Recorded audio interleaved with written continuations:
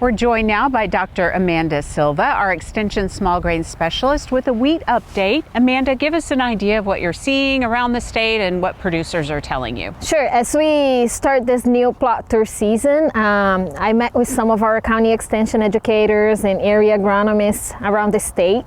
And the overall report of the wheat status is the lack of water, so it's being critical for our wheat. No question about it. Wheat's behind in growth, shorter in stature in some places, and in some places where the wheat was actually looking good, it may start already going backwards due to the lack of moisture.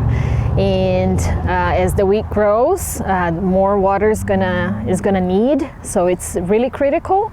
We've talked so much about drought, and really the differences of how it's impacting the crop depend on where you are in basically the western half of the state, right? Yes, it's so unfortunate how the western part of our state have missed all the rain. I talked to Dr. Britt Hicks, our county extension educator at Texas County, and our cooperator there, then Harold. We may not have a crop there at Hooker this year, so fortunate at Balco area, that Beaver County, it seems like our wheat's still kind of hanging up there.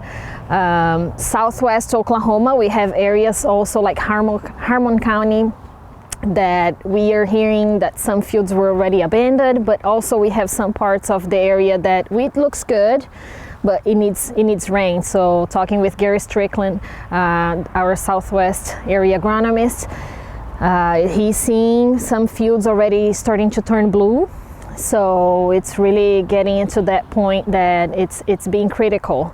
In looking at all these areas, did planting dates or the different varieties make any difference at all in what we're seeing now?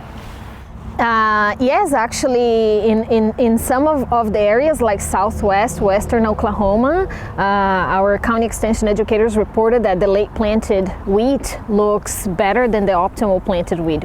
We also have to remember that a lot of our wheat went in later without adequate moisture, and so we had a lot of wheat in the state that was planted later than the desired time, or it was planted in time, but the effective planting date maybe was a month or even more after the actual planting date, just due to the lack of moisture. Are you seeing any other freeze damage?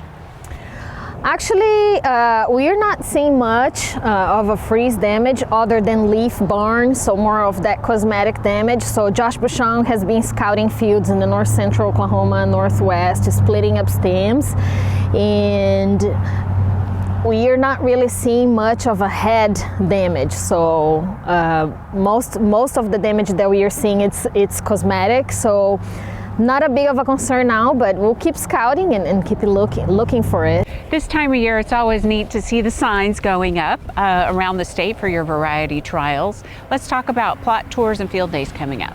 Yeah, so our senior agriculturalist Tyler Lynch is being around the state putting up the signs, so I'm sure many of the producers have seen him around, and we are very excited about this new plot tour season. So our signs are being installed in our experiments, and the schedule is already finalized and is posted on our website, and I encourage everyone to go take a look, and I look forward to seeing everyone out there. Great. It's going to be a busy time from now till harvest for sure. Well, Amanda, thanks a lot for the update, and we'll see you again in a few weeks. And for a link to the field day and plot tour schedule, just go to sunup.okstate.edu.